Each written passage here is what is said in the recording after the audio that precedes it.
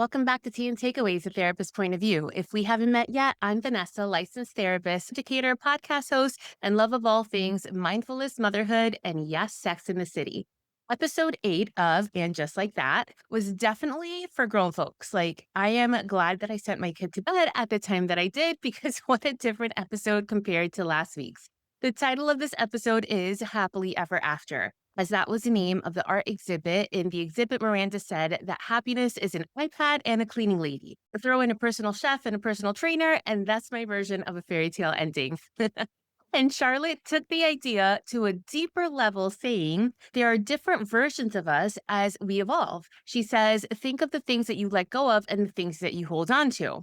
And sure, she's trying to be deep. And then Carrie goes and mentions an old belt that she's held on to from the 80s. And I know that pisses some of you off, but I see it as regular Carrie humor. But the fact is that we want to evolve as we grow through life. That is something I want everyone to take away from this series. Someone in the comments this week said that there are a lot of hate watchers out there, and yes, there are. And sure, I even comment sometimes about the writing room, like what were they thinking? And just like these women, we all have versions of ourselves that we're still holding on to too, sometimes for comfort and sometimes out of fear. But the question is about happily ever after. Are any of them actually happy? LTW is thinking about Marion, Miranda's thinking about the gin, Seema's thinking about armpits, Harry about his balls, and Aidan about Duncan. No bueno at all. So let's break it down from the lightest moments to the heaviest, flirting relationships to the sex. I've got thoughts on it all. And don't forget, I give you more videos during the week, short and simple. So be sure to hit subscribe so that you don't miss a thing. Let's pour some tea and get into the takeaways, starting off with Charlotte. And before anything, let me just tell you that vertigo is real. I had it for the first time 2 years ago in October 2023, and again last year for just one day. And oh my goodness. The first time I was in bed for the entire 2 days in tears. I couldn't walk, couldn't be on my phone, couldn't watch TV. It was like being stuck in the spin cycle, truly miserable. So when Charlotte had her little fall moment, I couldn't help but laugh out loud. And it was totally relatable because, again, vertigo just really throws you off your feet, quite literally. Charlotte has been holding a lot between managing work, the kids, now her health, and showing up emotionally for Harry. I wonder if the vertigo was brought upon some stress. I'm not sure. But there's a big load that she's been carrying that no one else seems to acknowledge, and that's the invisible mom load. The kind that won't get screen time on the show, but it always shows up behind the scenes. If you're a mom, I know that you know what I mean. But mixed into her current life right now with the humor is a pretty major moment. Harry went through the prostate surgery. And even though their storyline gave us big laughs with big nuts, what we don't see though is whether or not they told the kids about the surgery. And as a therapist and as a mom, I really hope they did, because here's the thing in Charlotte's takeaways.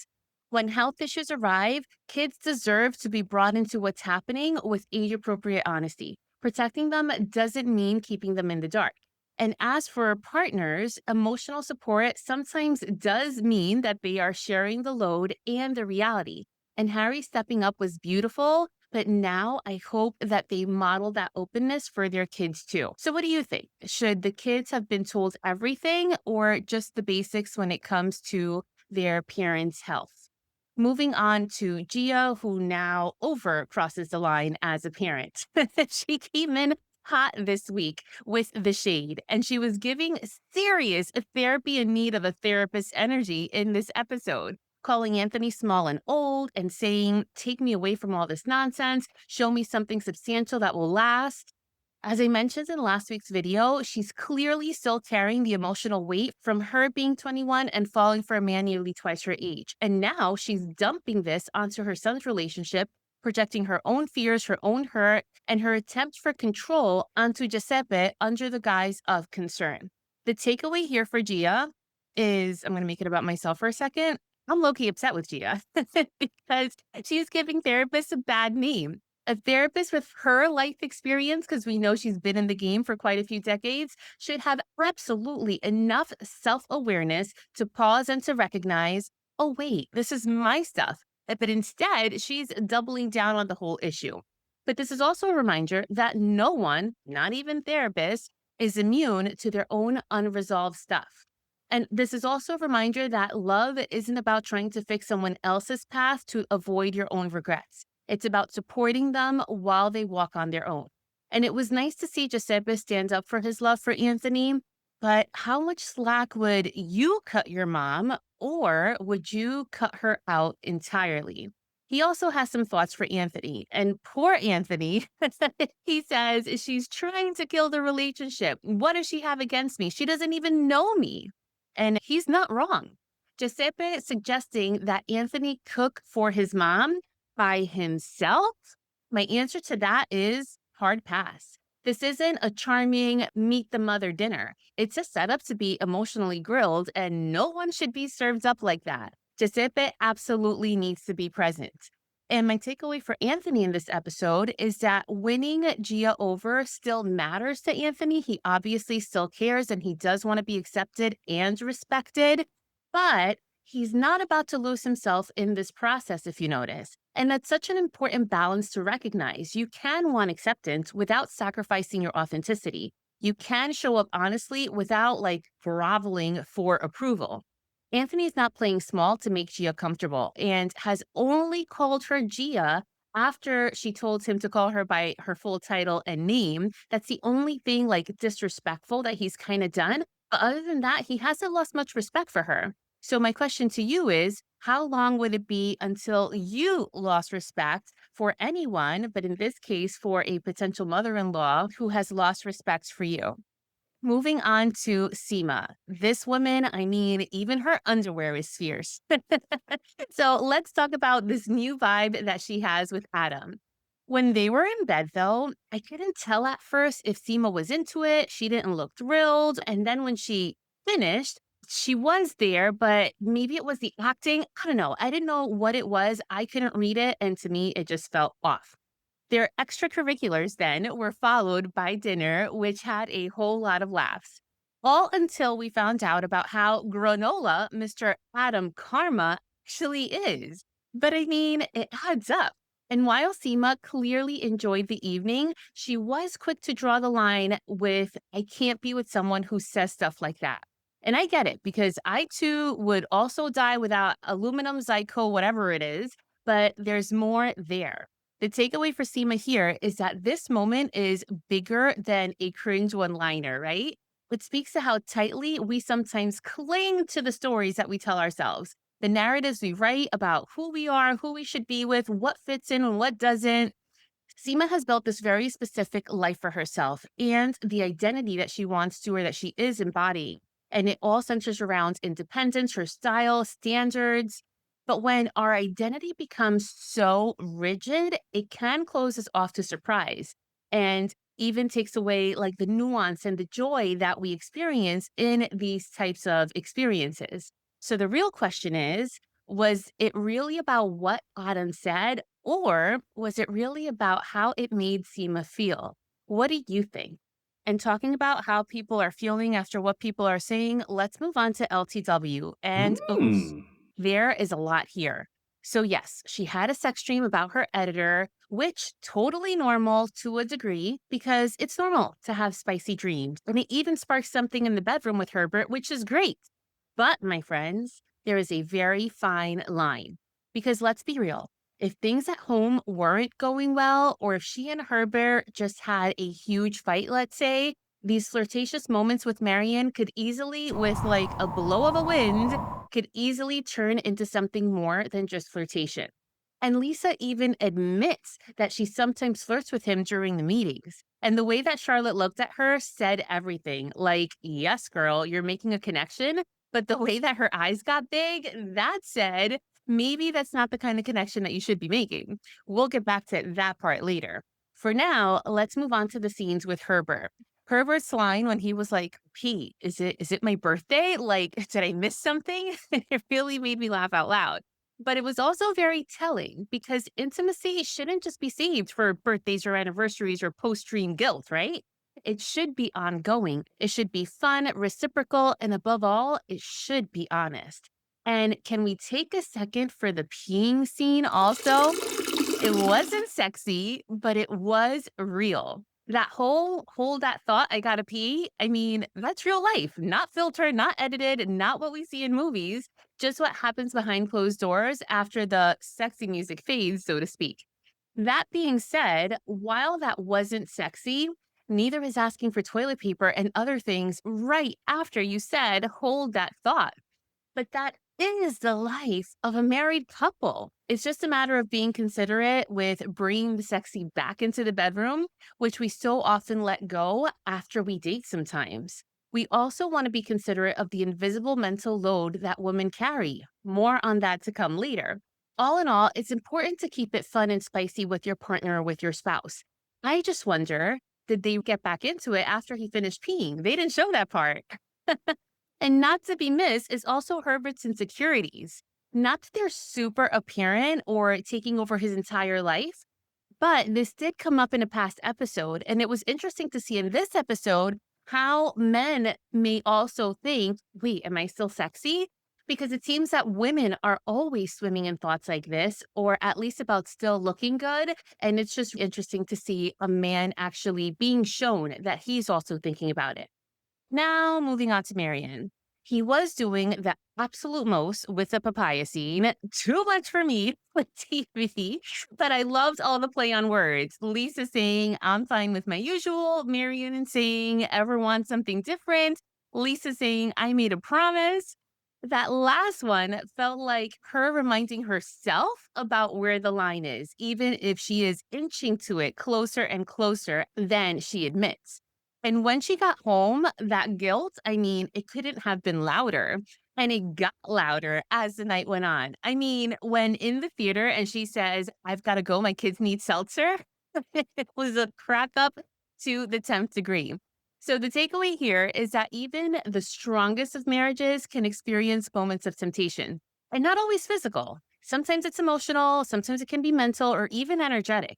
And while our dreams are harmless, our reactions to them are what matters. If they spark deeper reflection or change our behavior, we owe it to ourselves and to our partners to be honest about the why. Lisa and Herbert still clearly have love, but that doesn't mean that this love runs on autopilot. Keeping the spark alive takes intentionality and not just sexuality. It takes conversations, a lot of effort, and a willingness to really bring back the fun even after the hold that thought moments. And it's a good reminder that married intimacy isn't just about the act, but it's also about staying connected through all the unsexy stuff like work and kids, bladder issues, and all of it. And speaking of kids, by the way, that pink seltzer line had me laughing out loud throughout the episode because if you're a parent, you know your kids will not let you forget that pink seltzer or the cheese puffs or the right brands of fill in the blank. Whatever it is, again, the mom load is real. And it's not just about moms remembering what your kid's favorite thing is, it's about remembering everything. And that's something that we'll talk more about in a bit. So, as I just discussed the seriousness of it all, let's get a little bit back into the juicy. My question for you is, do you think that Marion is into Lisa? Is it just playful energy or is this just all in her head? I wonder where this is going to turn. Now let's turn to Miranda. Let's start with Joy and her one liners. I mean, she is dry. She's English after all, but her line about the emotional baggage, I'm actually just waiting for it to show up, actually, because come on, who doesn't have emotional baggage? And so far, we haven't seen any red flags so much from Joy, but I think that things may be arising. In this episode, Miranda had a real moment with her reflecting in the statement, me now versus me last year with Joy. I'm having fun. Do I have to be defined by my darkest chapter? And it's tough because no one should be defined by their past. It wouldn't be fully fair because, as I stated at the start, we want to grow and evolve as people. But it is a fair question because when we see her low key trying to lawyer herself into being alcohol ish, talking about how good things feel with Joy right now and how light everything is and how everything is just fun and easy, that's the thing though. What happens when it's not fun and easy? The pendulum always swings in both directions. And as she's talking to both Carrie and Charlotte about this, trying to lay out her case, lawyer pun intended, both of their faces say what they're actually thinking. that it's not a good idea, but they never actually say it all the way, which, oh, it's frustrating. Miranda did have the opportunity to explain to Joy instead of just saying, "Oh, I'm not drinking right now." And this was the moment where a deeper conversation could have been had. And to Miranda's point, these aren't sexy conversations, but they are necessary ones. And if you can't talk about the hard things early on, what that does is it often leads into a lot more pain later. And at the end, when we see Miranda watching that ridiculous show, we were reminded about how last season, she was drinking when she was also into that show. It reminded me about the amazing book, highly recommended, Atomic Habits by James Clear. When we're trying to build good habits, he calls it habit stacking. It's an if this, then that type of concept. Except in Miranda's case, it's working in reverse. Her hate watching this show, maybe how some of you hate watch this show, was paired with the drinking, then the cake eating, and now it took the form of the cookies. That moment when Miranda threw the gin down the disposal confirmed that she knew it wouldn't be a good choice for her. It confirmed that she recognized her patterns, and that is true growth in someone, even though she didn't start the episode that way. So, the takeaway here is that recovery isn't just about abstaining. It's about staying self aware, especially when life does feel easy, good, and fun. Because that's when the, oh, just one glass voice creeps in. That's when the stories we tell ourselves, like, this version of me is fine, I've got it under control, that's when they start to feel really convincing. Because healing means being honest, not just with others, but most importantly, above all, with ourselves. And it means having those awkward, unsexy, uncomfortable conversations, especially in new relationships, because that is where true intimacy begins. And this may sound petty, but I do wonder if Joy is going to get upset that Miranda threw that gin out. She did say that it was impossible to find without crossing the Canadian border. So I wonder what's to come. What do you think? And now moving on to Carrie. And yeah, I guess we still have to talk about it because she's still falling into these patterns and I just can't take it anymore. In this aspect, Carrie is still stuck in her 20s. She had a light bulb moment about 2 weeks ago, and now she's just going back to bending herself over backwards in order to appease a man who is showing her that he's just not that into her, at least not in a healthy way. So he gets there, clearly, unexpectedly, clearly with no explanation. And obviously, she's thrilled, but it gets me upset because it's again on his terms, not on her terms. And the only bone I will throw Aiden right now is him remembering that moving Carrie's clothes in the closet was such a big deal 20 years ago that he does do it as a joke. And his awareness was sweet to see for just a millisecond, but that's all I'm giving him because I've been over Aiden about weeks ago. So when she shows him the smaller closet and he says it's a second class closet situation, then she responds, then you haven't been paying attention. No, Carrie, no, he hasn't been paying attention to you at all. That one line wasn't just about the closet. It was a reflection of the imbalance that continues to happen in this so called relationship. Carrie is clearly putting in more effort than Aiden. And yes, I did ask myself, well, is that because Eden has his kids? Because sure, parenting does change the dynamic, and we'll get into the parenting portion in just a little bit, but still, the energy is off. The scales are totally imbalanced, and it's been showing. So the fact that Carrie still doesn't see it or won't allow herself to fully admit that it's happening is again more than frustrating. And then there's a canceling on Duncan to accommodate Aiden. And okay, if she hadn't, there would definitely be talk in the comments about how selfish she is yet again. But here's the thing, she did choose Aiden. And yet that choice again bothers the hell out of me because this isn't about choosing one man over another. Mm-mm. It's about how often, again, she puts Aiden's needs above her own. And it's that pattern that continues to be more than frustrating. Obviously, Aiden is just feeling some type of way about Duncan and wants to find out more about him to the point that he wants to invite him to dinner. And I did find it interesting when Carrie said no to that thought. And the reason she gave us was, I prefer to leave it that way, meaning to not get too personal with Duncan. But I wonder. Is it because she definitely already has gotten a little personal? Sure, they haven't had a relationship or relations yet, but is it because despite her not knowing anything about him, I mean, they shared a cup, people. I still see that as a very intimate thing to do with a neighbor. Does she not want to cross that line? Or does she feel guilty about her kind of, sort of having thoughts about this vibe that even Miranda picked up last episode? That line may not have been crossed completely yet, but they're definitely starting to get blurry.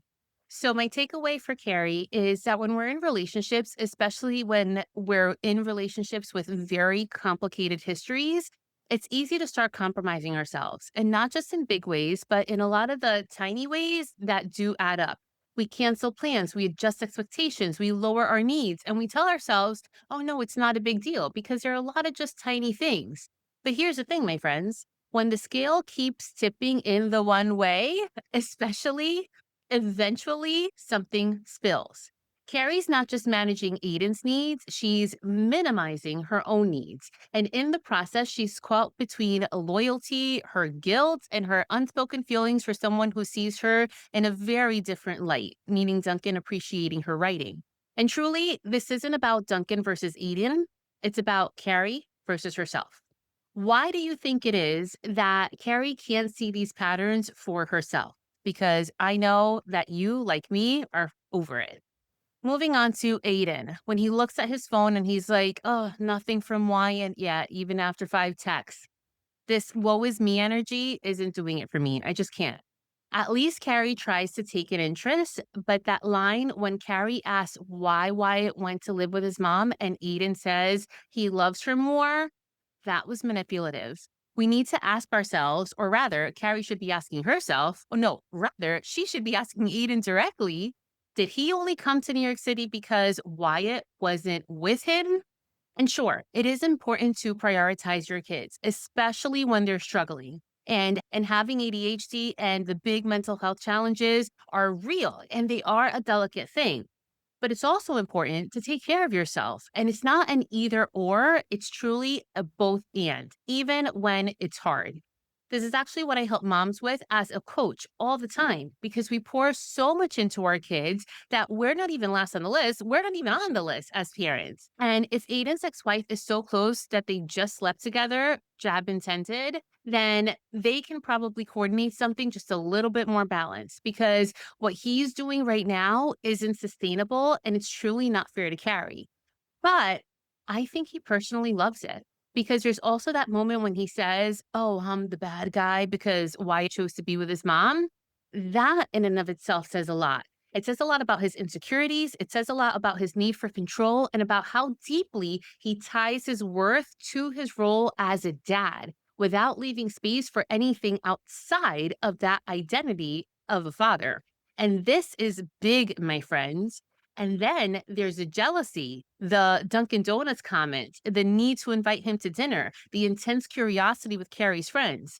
It wasn't subtle. Nothing was subtle about it. And could it have been normal jealousy or could it have been something more?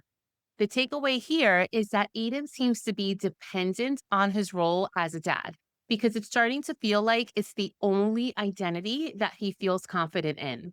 And this is something that we see in real life all the time when people take on a new identity because of a role that they are playing. It's like when a mom loses herself in parenting, or when kids go to college and parents don't know who they are without that parent identity, or when a caretaker, let's say a daughter, is taking care of a sick parent and then that parent dies, they have to find a new identity.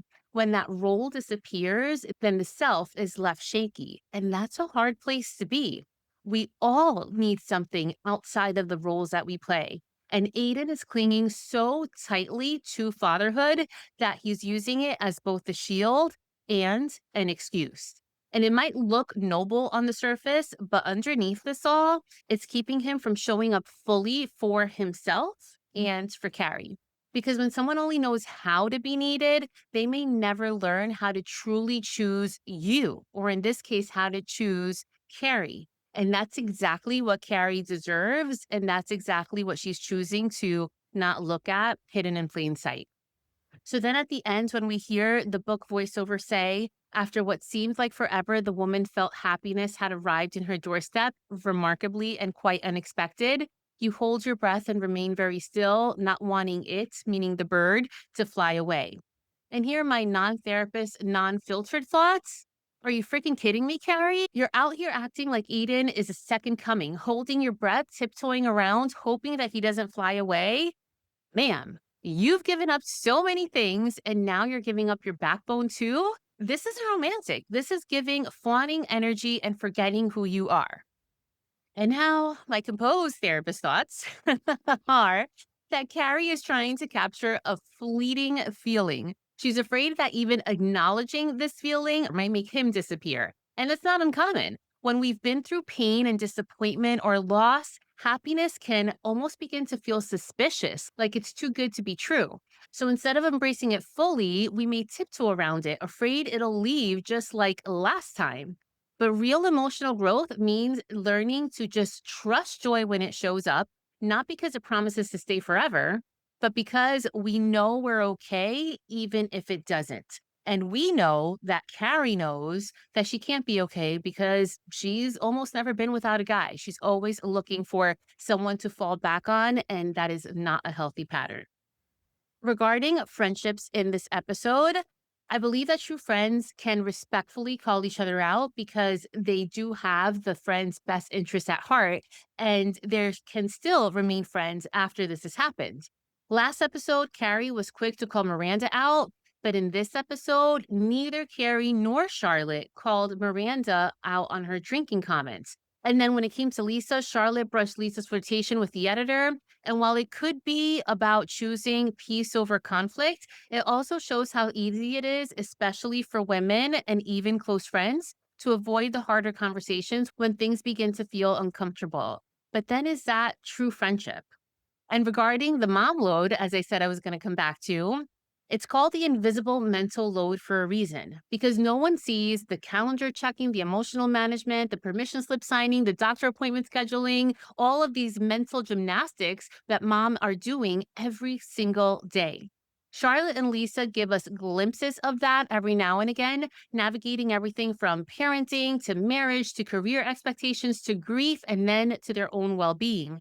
And in this episode specifically, Lisa had to make sure that she remembered that pink seltzer, all while having the pressure to do it all and look good while doing it. And it's all a very real pressure that women come across every single day. And that is exactly why I offer private mom coaching because I'm so passionate about this. Because while we can laugh at all the chaos on TV, many of us are living versions of this behind the scenes. And if you're tired of carrying it all without space for you, knowing that support exists, know that you don't have to go through it alone. If you're ready to start choosing your version of happiness on your own terms, tap the link in the show notes and let's talk. The episode started with the idea of happiness with different versions of ourselves as we evolve. So I'll leave you with this thought. What is your version of happy? Because happily ever after doesn't just show up at your doorstep. It's something that we ourselves must define for ourselves, that we must build and give ourselves permission to live this version of happiness. And if we don't, someone will decide it for us. Please make sure that you check out the shorts from the previous episode, the previous episodes as well, and I'll catch you next week, same time, same place.